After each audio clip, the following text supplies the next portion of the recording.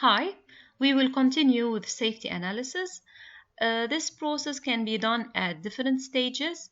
It can be done at an early stage, which is the stage of pre-operation, while we are still designing the facility or work process.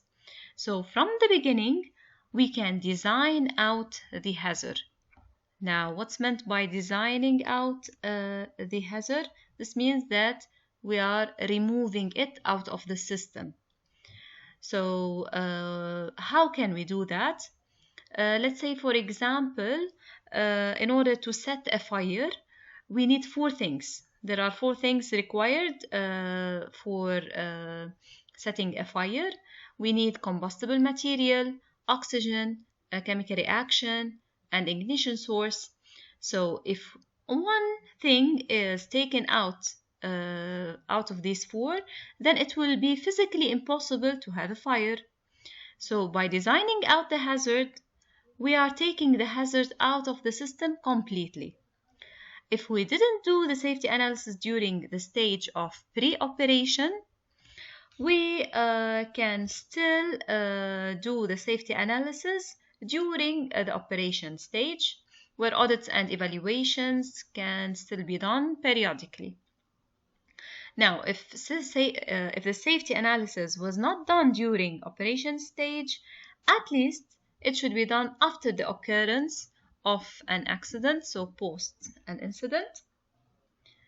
Why do we do it? In order to investigate the reasons behind that incident so that we can avoid any similar incidents in the future, and to make sure that the personnel involved will get proper training to handle similar things in a better way in the future to avoid such incidents.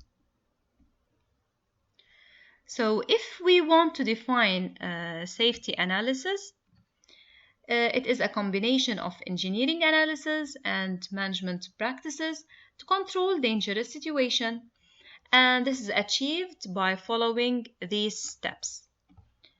Now, first, we need to identify the hazard in a system, then try to understand the consequences.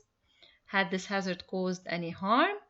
Then estimate the probability of occurrence of a risk caused by that hazard. So when I have this information, the next step is to develop controls. Why do we develop controls? First of all, we have two types of controls. We have engineering controls and management controls. We'll talk about them in details later. But we develop these controls to eliminate these hazards entirely, or at least to lessen its effect. Then we will need to make sure that these controls are working and adequate to eliminate the hazard or limit its effects. So we have to analyze the effectiveness of these controls to see how much the system is protected.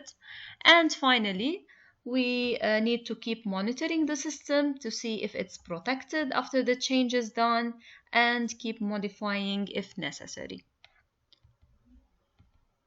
So as a summary, these are the steps in the safety analysis process. We identify the hazard, analyze hazard, then we do the evaluation, develop the controls, make sure that these controls are useful. We verify these controls. Now, then we ask, is this risk accepted?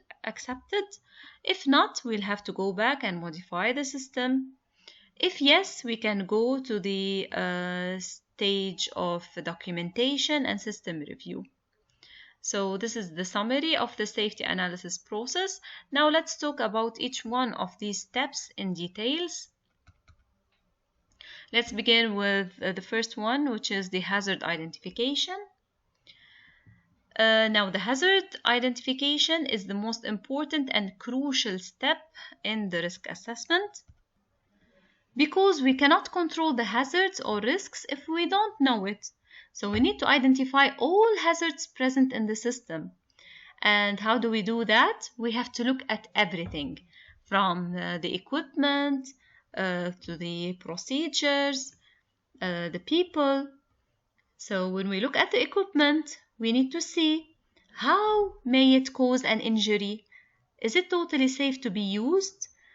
Is there a safety guard to protect the worker's body? We also need to look at people and the procedure, and the steps in the manufacturing process. Let's say if you are talking about identifying hazards in a factory or steps to do any activity in any other industry. For example, let's say we need to heat raw material before it's being forged. So I need to look at each specific step and think about the hazards that may cause harm at each step. So when there is heat involved, make sure that the workers use protective gloves so that not to burn their hands and so on.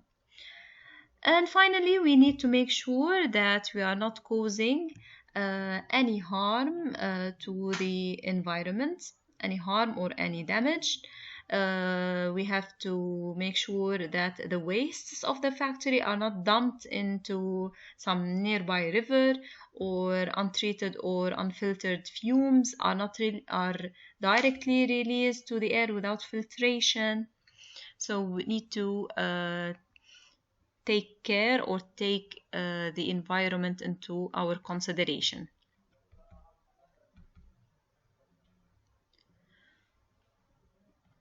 So that's why hazard identification is a crucial part of the process of safety analysis.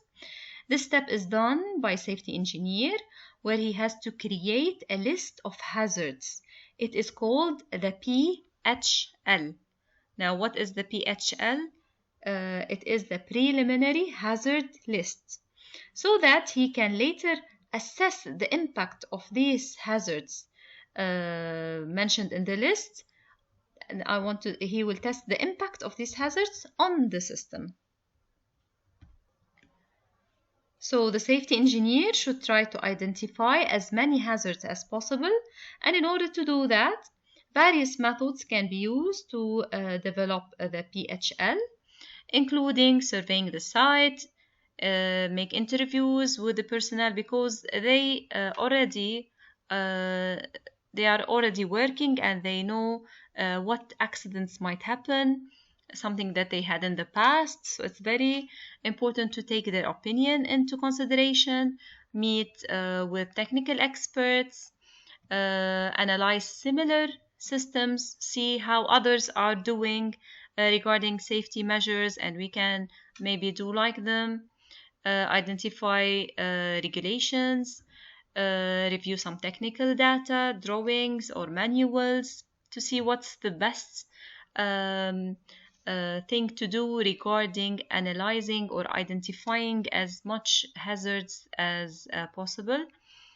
This includes also analyze energy sources, electrical sources, because the safety engineers would like to have his list including as many hazards as possible in order to deal with these hazards later on. Moreover, the safety engineer would have to identify different sources of harm, whether it's from the process itself or the raw material, whether it's hazardous substances from the equipment. Identify who can be harmed. Is it the operator, the supplier, some visitors, or he himself as a researcher? And identify how harm could occur, accidents resulting from falling from heights, or with contacting with some corrosive chemicals, and so on. So this list has to contain all the possible hazards. Now, adverse conditions that may arise due to hazards. This list include some conditions, not all, such as injury, which requires some first aid treatment or admission to hospital, or permanent damage, property damage, environmental damage as well. Now, after we have developed the list of all possible hazards found in the system, the next step is to analyze and study the causes and consequences of these potential hazards to assess how each one of these hazards may affect the system. Then we can classify which hazards are important and which hazards may cause severe risks and which hazards are not. Now, risk evaluation is the process of determining the significance of the identified risks. And in order to do that, we need to know two main things: the severity and the likelihood of hazards. So first we need to determine the likelihood of hazards. Now, what's meant by likelihood? It is the chance or the possibility that this hazard will cause harm. This is what's meant by the likelihood. So, how likely will this hazard cause harm? We have three categories. The level of likelihood can be remote, meaning that it is unlikely for this event to take place, but it may occur once in 5 years, such as an earthquake that may cause damage to the equipment found in the shop floor. Or the level of the likelihood can be possible. This means that an undesired event may probably occur, but once in a year. For example, a worker may fall from a high place in a construction site. It is possible, yet it doesn't occur frequently because most of the time safety precautions are considered. However, some undesired events frequently occur. In most circumstances, like once in a month, we have a laborer who hurts his back from carrying heavy loads, or frequently workers operating on a specific machine are hurting their hands. So here we have to pay a close attention to this hazard and see the causes and the effects. So this is part of evaluating hazards. Now, the second thing that needs to be done to evaluate hazards is determining the severity of hazards. The level of severity can be minor, moderate, or major. Now, the level of severity of a hazard is determined based on the impact that it may cause. The impact can be on the physical being of a human, the biological impact, environmental impact, or impact on the property in terms of damage, the damage that this hazard can cause. So when the level of severity is minor, the impact on the physical health is minor. There might be a light injury that requires first aid treatment or medical care of a period that's less than 4 days. The impact, the biological impact, it may not cause some disease. If so, the disease is unlikely to spread to the community, and there's usually effective treatment available for it. The impact on the environment is reversible. You can undo it. It's minor. The property damage can be up to $5,000. If the severity is moderate, this means that the injury or ill health may lead to greater than 4 days of medical care or hospitalization, or it may lead to temporary disability. Biological impact, for example, it can cause severe human disease, not ordinarily spread by contact from one individual to another. It may spread to the community, but there is a treatment for it. Also, when I classify the severity as moderate, the impact of this hazard on the environment is reversible, but it takes years to reverse it.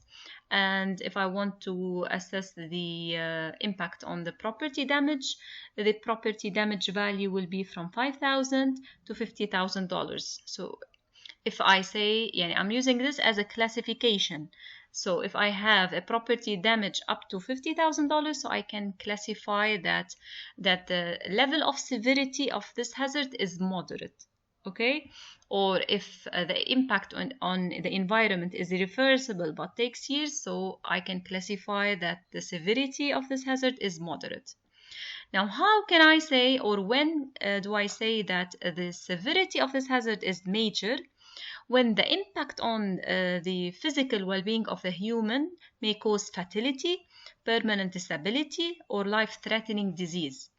Or when its biological impact is that it may cause a disease that is transmitted from one individual to another, and it may spread to the community with no effective treatment. And if I would say regarding the environment, the impact is irreversible, and it may cause property damage up to more than $50,000. So these are just examples to tell you how do we classify hazards according to their severity. So if it causes or places a damage, property damage of more than $50,000, so I can say that this hazard is major. If it can cause fatality, then this is major. So this is just how to show you how do we do the classifications. We usually use the risk matrix to determine risk level. We use the severity and likelihood and put it on a 3x3 matrix. As you can see here, the likelihood, remote, occasional, frequent, the severity as minor or major. This is the matrix. How do we rate the risks using this 3x3 matrix? We will say, if the severity is minor and the likelihood is remote, then the rating is 1. The rating of this risk is 1. And next we will see if the rating is 1, what is the recommended action. We will refer to the acceptability criteria to see the recommended action for each risk rating. Okay, but just here focus and look how do we determine the rate of the risk.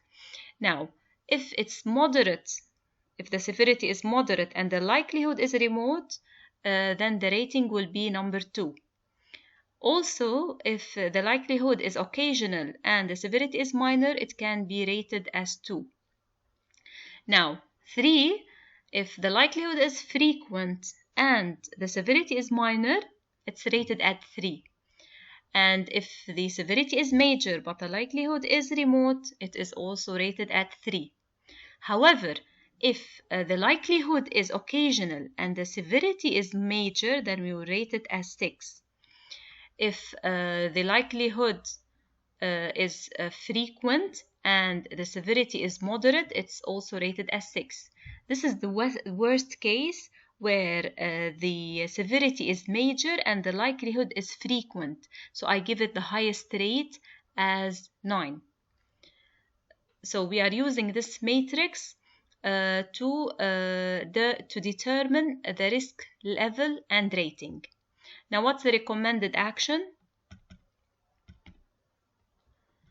These are the recommended actions for each risk score and level, and the level of acceptability of the risk.